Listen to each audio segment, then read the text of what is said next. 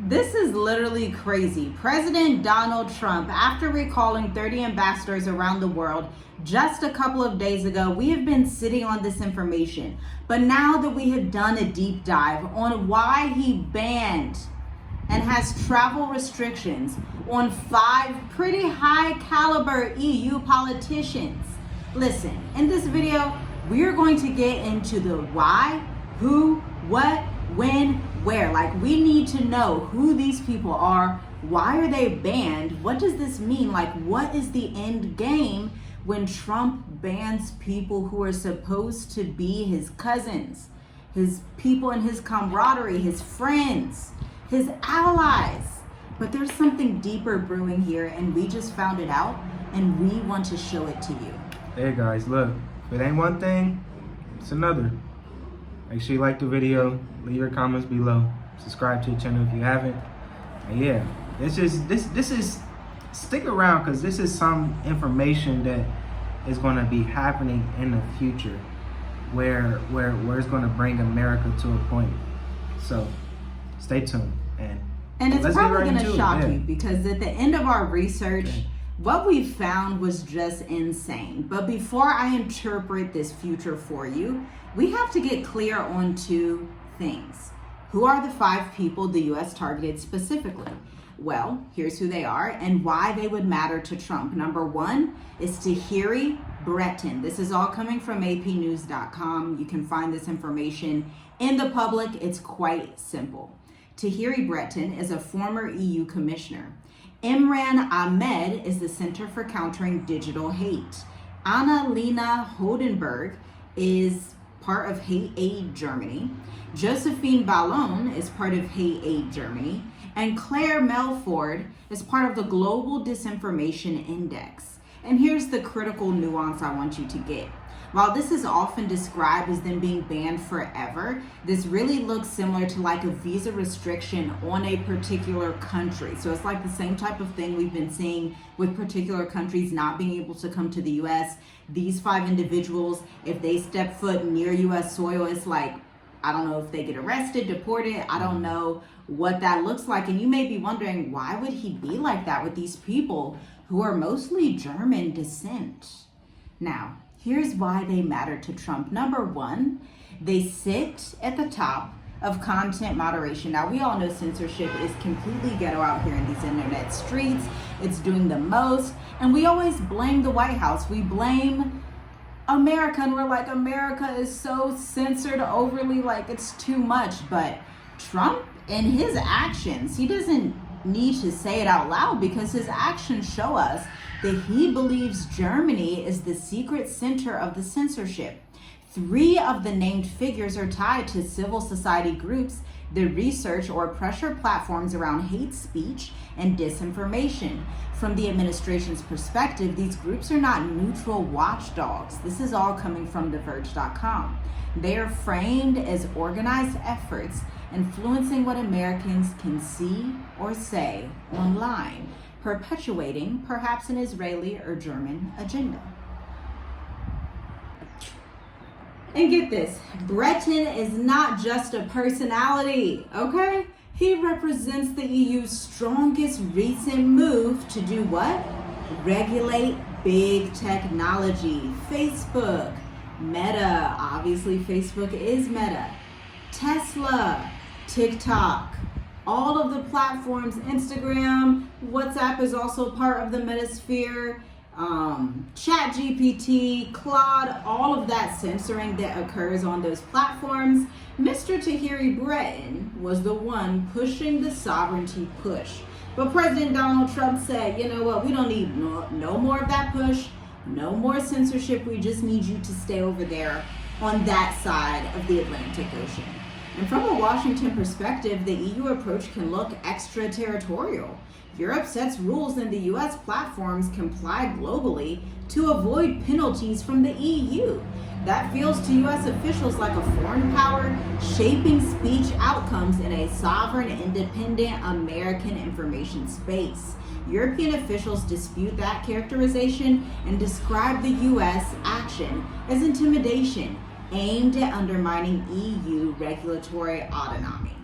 Now, this is a shot across the bow to Europe's regulators, not just the individuals. One reason governments use visa bans is that they are highly legible. Everyone understands a border. It's like you have a toxic friend and then you tell them you can't come over anymore. Like, that's the situation here, okay? Because everyone knows that if you cannot come into this territory, the relationship is basically over. It's a fast way to warn a broader network, you might be next because you're really trying me over here. And Convergence notes the action as part of a wider administration posture against what it calls global censorship ecosystems, with threats of broader measures. And here's the historical pattern. Visa bans are signaling a mass weapon. This is not the first time the U.S. has used entry restrictions as a geopolitical tool. Historically, visa bans sit in the same family as sanctions, asset freezes, diplomatic expulsions, which used to only happen in third world African countries and third world Asia, but third world Europe just got hit with a pretty big visa ban for some of their top political censorship people, the top 5 folks over there in Germany, okay? And what makes this case historically interesting is the target category. In many earlier years, targets were tied to corruption, terrorism, or direct state violence, but in this conflict, it's about information governance and the boundaries of speech regulation across borders. This signals a shift. The border is becoming an enforcement layer for the digital Cold War. This is this gotta think. Look, Donald Trump really. This just makes me think about he wants to make America great again, like he said. And I think he should listen to what he says. Whatever he says, he's gonna do, right? So this is something where it's like you really gotta think about this move that he's doing, because a lot of people can see this as like, oh no, but it's a good thing for America to be great again. So you really gotta. It's like, what is the end game for this guy? Like, you really don't know. Like, he say, oh my gosh, look left over there, right? And he's pointing right. Yeah, y'all didn't catch that, did y'all? I know you didn't catch it. That's a struggle. Yeah, so that's basically what's happening. Wow. So that's why we always say, you gotta be careful what you intake. You really got to understand, because we are in a time of understanding and knowledge and really getting this discernment of what's happening. And ancient systems being dismantled. Yeah, this is not happening for no reason. This is happening for some type of reason. Yeah. Like everything that's happening right now. Why is it European or America bans European? You get what I'm saying? You gotta understand why is this being said. Right. Like there's literally the system that is splitting apart. Yeah. So, yeah. Now, here's what this likely means for 2026, because obviously we're all thinking, okay, so are Americans not going to be going to Germany? Not that anybody really wanted to go there in the first place. Or Americans not going to be going to the UK, Denmark? Like, what's going to be happening? And this is from Courthouse News. Number 1, the EU-US friction shifts from trade disputes to governance disputes. The EU and US have argued for years about regulation that reaches across borders. But now the argument is moving from paperwork into people. Entry bans, retaliation threats, an official condemnation.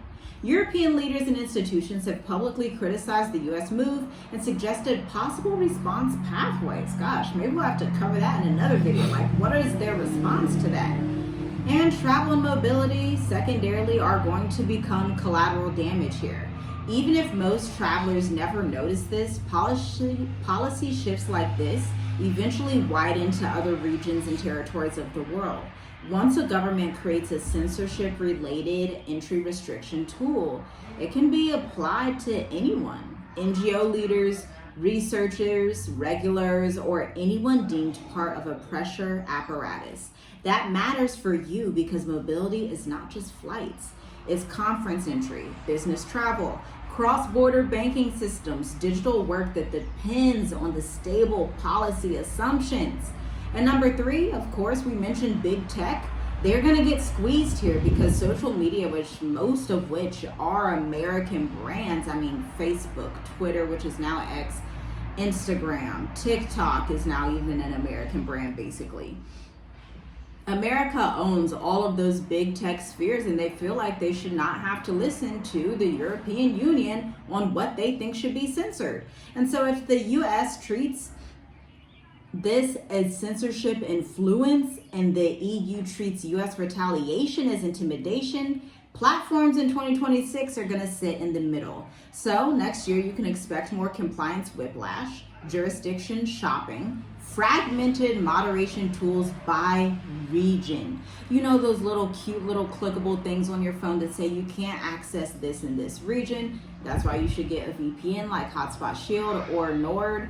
And in other words, the internet becomes less universal and more bordered, just like geographical borders.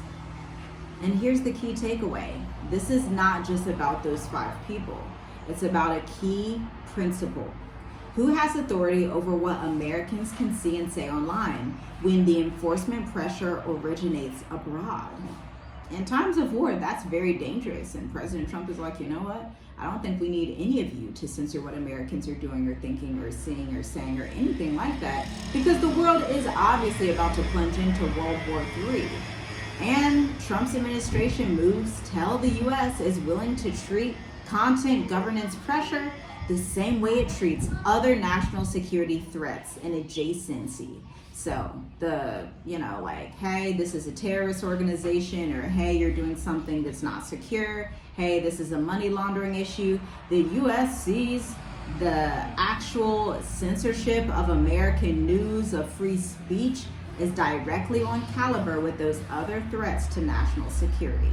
Because when allies begin using border policy to litigate digital sovereignty, it's a sign the relationship is entering a colder phase.